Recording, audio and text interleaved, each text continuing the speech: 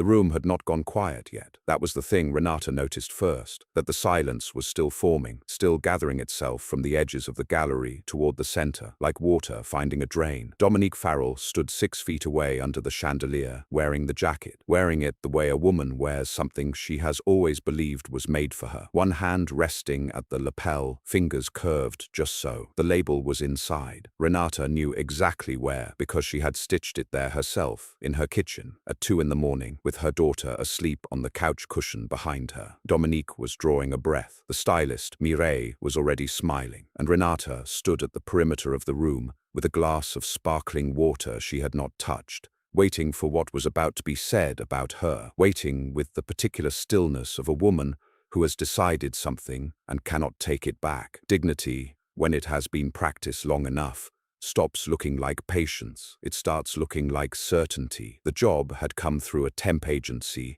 which was the first indignity. Though Renata had stopped calling things indignities by then, she had stopped doing a lot of things. After the label folded, after the bills came due, and the last invoice from the fabric supplier went unpaid and the studio sublease terminated, there was a period of about 4 months she did not discuss with anyone, during which she had worked out a system for existing. Wake early, make Chloe's lunch before the school bus, find work that used her hands, survive the day. There was no room in the system for grief or for the particular kind of shame that lives in the gap between what you made and what you have become. Mireille's studio was called Curated Form, which was the kind of name that cost money to have. It occupied the 3rd floor of a converted textile building in the garment district, all raw brick and pendant lighting, and a rolling rack of sample garments that clients touched like relics. The studio had been featured twice in the trade press and once in a shelter magazine, in a profile that described Mireille's aesthetic as rigorous and her eye as uncompromising, both of which were true and neither of which was the whole picture. Mireille herself was 43, Belgian-trained,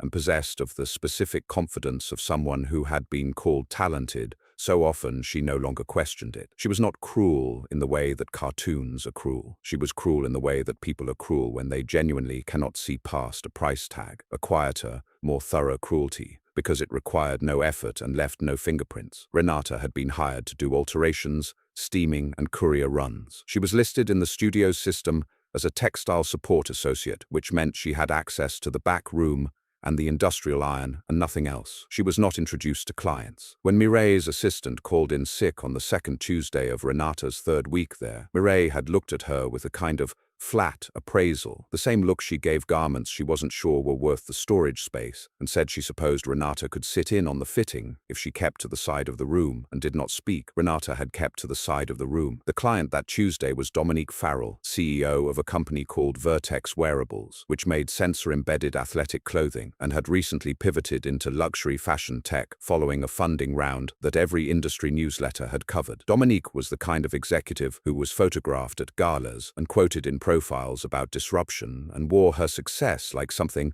that had been custom-made, which, as it turned out, some of it had been. She came in with a publicist and a specific request. She needed a statement piece for the Meridian Gala in 6 weeks, something that spoke to the intersection of craft and technology. Her words, something that looked handmade without looking labored over. "There's a difference," she told Mireille, settling into the fitting chair between artisanal and amateur. Mireille laughed in agreement, a bright, reflexive laugh. Renata, standing at the side of the room with a garment bag folded over her arm, said nothing. The thing was, and this was the fact that had been sitting in Renata's chest since the first time she laid eyes on Dominique Farrell, she recognized the jacket.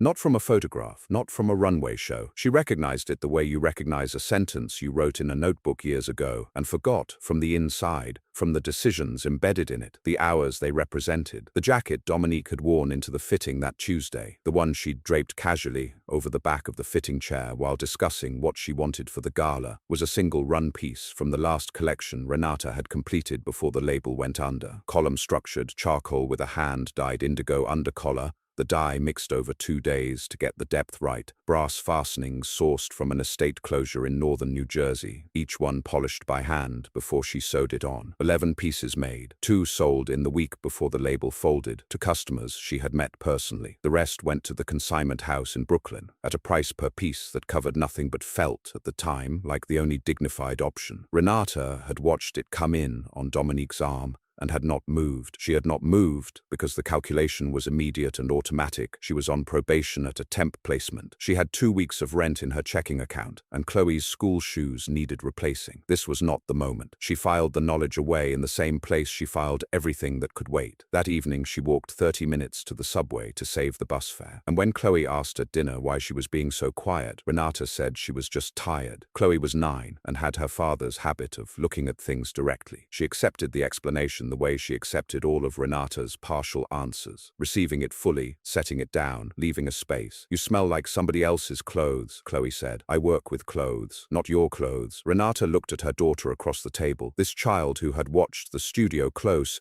and the boxes go out, and had not asked a single question about it, had simply started keeping her own room very neat and doing her homework before she was asked, and leaving the kitchen tidy when she finished eating, as if neatness and compliance were things she could offer, as if being easy were a form of help. "Not yet," Renata said. Chloe received this as she received everything, directly, without flinching, setting it into the space where it belonged. She went back to her rice. Later, washing dishes, Renata heard Chloe in her bedroom, a drawer opening and closing carefully, the way she moved when she thought Renata was listening. Then quiet. Then the small sound of a pencil on paper. Renata stood at the sink with her hands in the water and thought about Marcus, the way he had listened to Chloe the same way she did, with that full attention that made a child feel like the only person in the room. He had been gone 2 years. The studio had gone 6 months after him. She did not usually let herself think about the sequence. She turned off the water and dried her hands. She went to Chloe's doorway. Her daughter was at her desk, drawing something. A row of figures in careful outlines,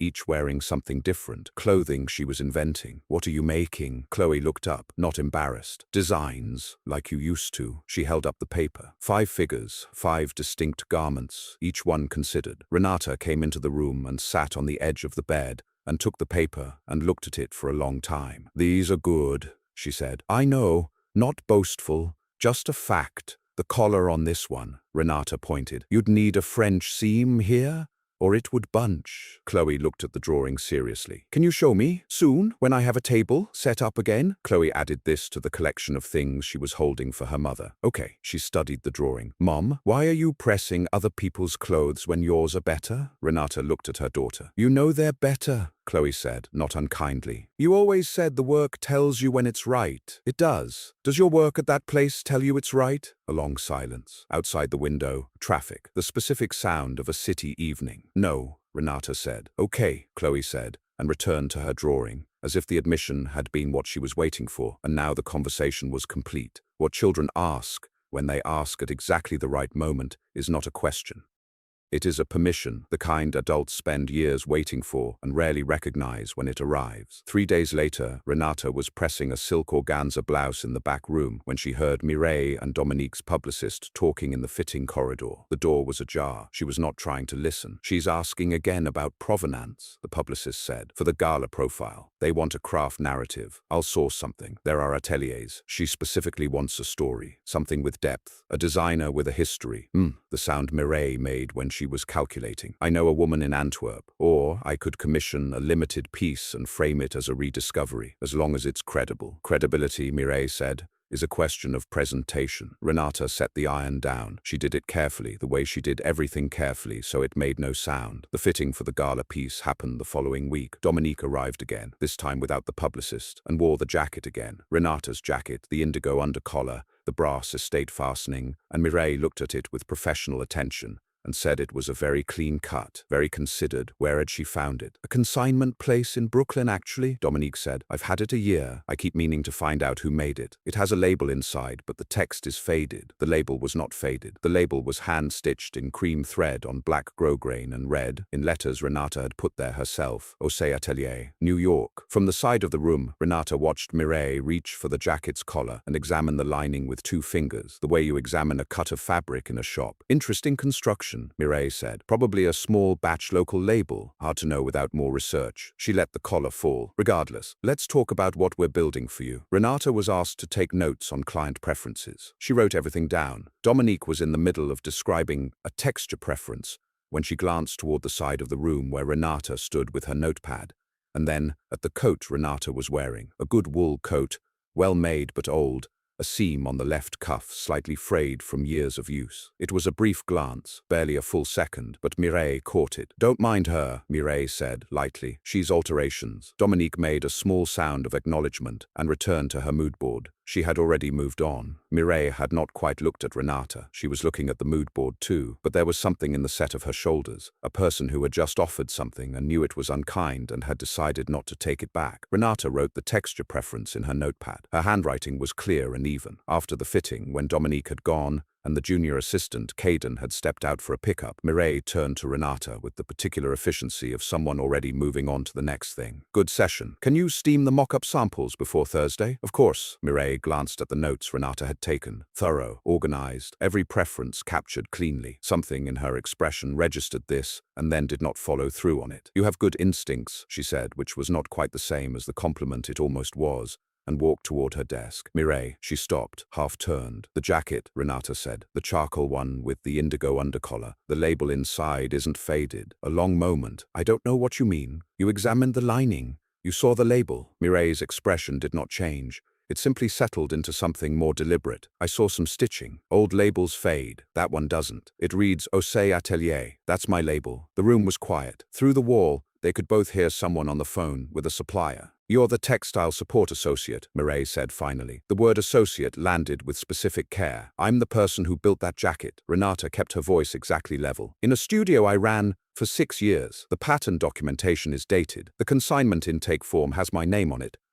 Mireille looked at her the way she had looked at her on the first day, the same flat appraisal, and this time it resolved into something Renata recognized. Not contempt, exactly, but the specific discomfort of a person recalculating a situation they thought was settled. "I'm sure there's a conversation to have," Mireille said. "At another time. Whenever you're ready," Renata said. "The documentation will still be there." Mireille's eyes held on her for 1 second longer. Then she went back to her desk and she did not look up again. Renata went back to the pressing table and ran the iron across the sleeve of a cashmere coat and watched the wrinkles release perfectly, the fabric going smooth under her hands, the way fabric always did when you treated it correctly and understood what it needed. There is a specific exhaustion that comes not from being unseen, but from watching yourself be unseen in real time, by someone holding something you made with your own hands. That night after Chloe was asleep, she took her original pattern documentation for the jacket out of the flat storage box under her bed. The following Saturday, she went to the consignment house in Brooklyn. A woman named Dara came out from behind a rack and looked at Renata for a moment and said, "You're the one who brought the charcoal pieces." "Yes, I remember the brass buttons." Dara pulled up her records without being asked. The jacket had sold once through the shop for $380 to a buyer who paid cash. She had the original intake form, Renata's name, the lot description, the date. "Can you print that for me?" Dara printed it. Renata took the subway back to Manhattan and sat at the kitchen table until Chloe came home from her grandmother's.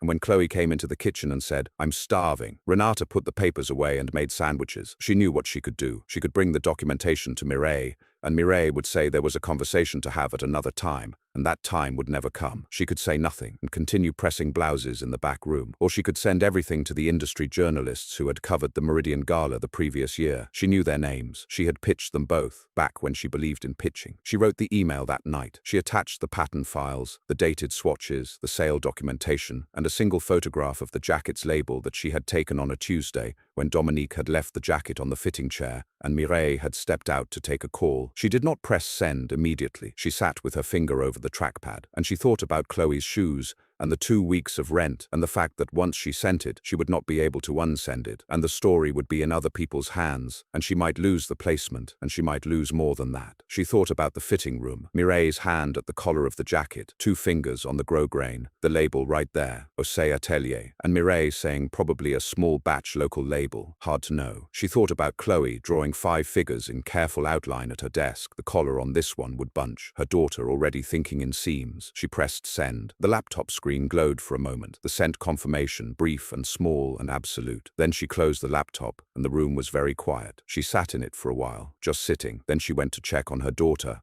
and stood in the doorway for a minute watching her sleep, one arm thrown over the edge of the mattress, fingers loose, completely unbothered by anything that was happening in the kitchen. She went back and made herself a cup of tea and sat with it until it went cold. She did not sleep well, but she slept. By Thursday of that week, one of the journalists, a woman named Petra Voss, who wrote a column on emerging designers for a mid-size fashion publication, had written back. She had questions. She found the documentation compelling. She was working on a piece about artisan attribution in the luxury resale market, she explained. And the problem was not rare, it was systemic. It touched every price tier of the industry, and almost no one was ever willing to be named in it. Renata's documentation, with its dates and photographs and consignment records, was something else, verifiable, specific, attached to a real person who was willing to be identified. They exchanged 4 emails over 2 days. Renata answered every question with documentation. She did not editorialize. She did not name Mireille. She described the label, the collection, the timeline of the consignment, the fitting room encounter. She described only what she had seen and what the paper record confirmed. She answered only what she was asked. The piece was not published yet. Petra had said it would run in alignment with the Meridian Gala coverage, timed for reach, which meant it would run the week of the gala, which meant that whatever happened at the gala, the documentation would already be public. Renata could walk in, or she could stay home. The record was already on its way. Renata went to work on Friday and steamed a linen coat and organized a rack of sample skirts and accepted a small compliment from Caden on her pressing work and said nothing to anyone. At 3 in the afternoon, Mireille called her into the fitting room. "I need you to courier the gala jacket to Dominique's office Monday," she said, without looking up from a layout on her desk. "The final alterations are done. Use the tissue wrap, not the plastic." "I'll use the tissue." Mireille glanced up then, briefly. "You press very well," she said, which was a compliment from her and meant nothing at all. "Thank you," Renata said. She delivered the jacket Monday. She signed the courier log with her name and the name of the sending studio. She handed it to a receptionist and took the elevator back down and stood in the cold outside the building for a moment with her hands in her coat pockets. A decision made in a kitchen at midnight becomes a different thing when the sun is up and you are the one who has to carry it. It had been Caden who asked. He caught her on the way to the pressing table 2 days after she had sent the email to Petra, in the narrow corridor between the stockroom and the main fitting space, balancing a bolt of sample wool in both arms, and he stopped and looked at her for a moment. The way young people look at someone they sense is different from what they've been told. "Can I ask you something?" he said. "Go ahead. Before this, what did you do?" Renata looked at him. He was 24, maybe 25, earnest, good at covering for people, genuinely curious about fabric in a way that was not performative. "I ran a label," she said. "Here, in the city? 6 years. Small batch. Women's tailoring. Some evening wear." Caden shifted the bolt. "What happened to it?" "My husband got sick. When he was gone, the money was gone too. The studio went 6 months after him." He was quiet for a moment. He was not the kind of person who reached for comfort phrases. "Is the work you're doing now?" He stopped, started again. "Is it what you're supposed to be doing?" Renata thought about this, the way she thought about things. Chloe asked her, directly, without flinching from the real answer. "No," she said. Caden nodded slowly. "Mireille doesn't see it," he said. "She looks at people like their garments. She assesses them for what they can do for her, and she doesn't look again." "I know. Are you going to keep being invisible here?" Renata picked up the end of the bolt he was struggling to control and guided it back under his arm. "I'm not invisible," she said. "I'm just not loud yet." She went back to the pressing table. Behind her, Caden stood for a moment in the corridor, thinking about that before moving on. It was Chloe's school concert that Wednesday. Recorder ensemble, 40 children in uniform, a gymnasium that smelled of industrial cleaner and construction paper. Renata sat in the 3rd row and watched her daughter play with great seriousness, eyes fixed on the music stand. When it was over and they were in the hallway, Chloe said, "Did you like it?" "I loved it." "Are you going to go back to making your own things?" Renata looked at her. The hallway was loud with parents and children and the specific chaos of a school event ending, and Chloe stood in the middle of it very still, waiting for a real answer. "I think I'm in the middle of something," Renata said. "I'll know when it's done." Chloe nodded, apparently found it sufficient. "Can we get ramen on the way home?" They got ramen. That night, checking her email before bed, Renata found a message from Petra Voss. The piece was done. It would post Friday. Petra had added a line at the bottom. "I think you should be in the room when this lands, if you can manage it." She thought about this for 2 days. On Thursday, she mentioned to Caden that she had heard the gala was a significant trade event and was curious whether Mireille's studio ever sent a representative. Caden said that sometimes Mireille went and sometimes she didn't, and she'd been invited this year. Renata asked if there was any chance of a +1 credential. Caden looked at her, looked at the pressing table, looked back at her, and said he would ask. By Friday afternoon, Mireille had agreed that Renata could come as a wardrobe assistant, unpaid, if she handled garment check-in and any emergency alterations. Mireille said it in the tone tone of someone conferring a privilege. Renata said thank you in the tone of someone accepting a tool she needed. She borrowed a dress from a friend, deep green, understated, good construction, and arranged for Chloe to sleep at her grandmother's. And on the Friday of the gala, she arrived at the Maycliffe Gallery at 5 in the afternoon with a sewing kit in her bag and her phone, and the calm of a person who has already made the irreversible choice and is now simply waiting to be in the room when it arrives. The gallery filled, the lights lowered and raised. There was a dinner, round tables with white linen and small arrangements of unfamiliar flowers, the kind of event where the food is secondary to the seeing and being seen, and then a series of remarks from sponsors, and then a panel discussion on innovation in craft that Renata listened to from a standing position near the far wall, where wardrobe assistants were expected to remain visible but not intrusive. A woman on the panel said something about the democratization of artisan work. Another said something about authenticity as a brand value. No one mentioned wages. No one mentioned who actually held the needle. Mireille was across the room at a sponsor table, talking to a woman in a yellow dress, performing the easy fluency of someone who belonged completely. Renata had watched this fluency all her working life, the way it opened doors and softened rooms and was accepted as evidence of competence. And she felt nothing about it in particular. It was just what it was. Dominique Farrell arrived at 7:15 in the jacket. Renata saw it from the entrance hall, through the glass partition between the check-in desk and the main gallery floor. She watched Dominique work the room, ease of movement, that particular confidence, and she watched the jacket move with her, the column structure clean, the indigo undercollar catching the gallery lighting exactly as it had caught the light in her studio when she finished it and hung it on the form and stood back and thought, finally, this is exactly what I meant. An hour into the event, Dominique made her way to the wardrobe check area at the gallery's north wall, to retrieve a different wrap she'd checked on arrival. Renata was the one behind the counter. Their eyes met. Dominique looked at her, the kind of look that takes a moment to assemble itself, trying to place a face from a context that doesn't match the current one. Mireille's studio, Renata said quietly. Alterations. Right. Dominique accepted her wrap and started to turn away, then paused. You were in the room. The Tuesday fitting? Yes. Dominique looked at her for a moment. Something moved in her expression, a trace of the same thing Renata had seen in the fitting room. A question she hadn't quite let herself ask. Do you know who made this? She touched the lapel, the jacket, the consignment label. I've been meaning to trace it properly. Renata looked at her directly. I do know, she said. A silence. Dominique waited. But I think, Renata said, you'll find out very soon. It was not a warning. It was not quite a promise. Dominique searched her face for a moment, found nothing she could name, and went back to the room. At 7:45, Renata checked her phone. The piece had posted at 6. She navigated to it. The headline read, Who really made this jacket? Inside, the murky attribution problem at fashion's luxury edge. Her label name was in the second paragraph. The photograph of the label, Osei Atelier, New York, was in the third. Petra had been thorough and careful and had done exactly what she said she would do. Renata put her phone in her bag and looked across the room at Dominique Farrell wearing the jacket, talking to a journalist from a larger publication than Petra's, gesturing at the collar, saying something about craftsmanship.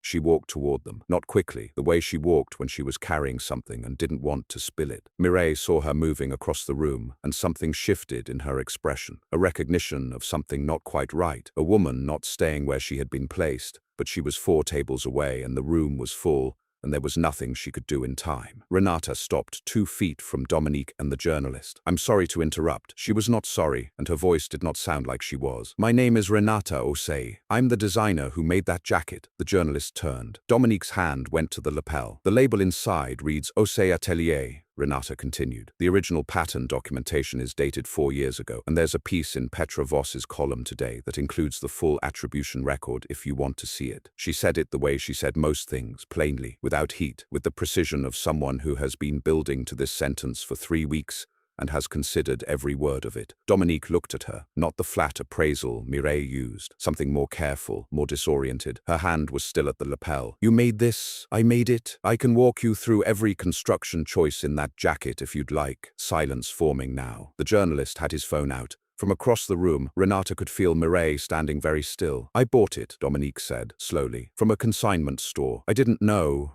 You didn't need to know, but the people writing about your commitment to craft do need to know who actually made the thing you're wearing. It was not an accusation exactly. It was a fact placed on a table. The room could do what it wanted with it. The journalist said, "Can I get your name again?" Renata Osei. Osei, Osei Atelier. Dominique had not moved. Her hand was still on the lapel of the jacket that had been pressed and finished and labeled and sold for $230 4 years ago in a studio that no longer existed. She looked, and this was the thing Renata had not predicted, or had predicted and discounted. She looked genuinely stricken. "I've worn this to 3 events," she said. "I told people it represented artisanal craft." She paused. "I've been saying that. I know." "Who told you?" She stopped. Started again. "How long have you known I had this?" "Since the first fitting." A long beat. "You were in Mireille's studio. I work there." Alterations. Something moved across Dominique's face that was not quite shame and not quite anger. Something between them. A person arriving at the edge of a fact about themselves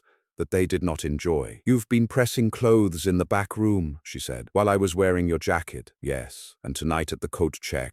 You knew then?" "Yes. Why didn't you say something right then?" "You could have." Renata looked at her. "I wanted you to hear it in the room where it would matter." She let that sit for a moment. "And I wanted there to be a record." Dominique turned and looked across the room. Mireille had not moved. Her expression was very still. "I owe you more than an apology," Dominique said. "I don't know what I owe you actually, but more than that." "I'm not here for an apology," Renata said. "I'm here so my name is attached to the thing I made." The journalist wrote something down. Someone nearby had stopped a conversation and was listening. The silence that had been forming since Renata walked across the room was fully formed now, and it had a shape. The moment a thing is named, the labor, the maker, the origin, it cannot be unnamed. That is the only irreversibility that matters in the end. Mireille reached them 8 minutes later. She came with her bright professional composure fully assembled and said to Renata, very quietly, "I think we should talk later." "We can talk now," Renata said. Mireille looked at the journalist. "In private. I'm comfortable here."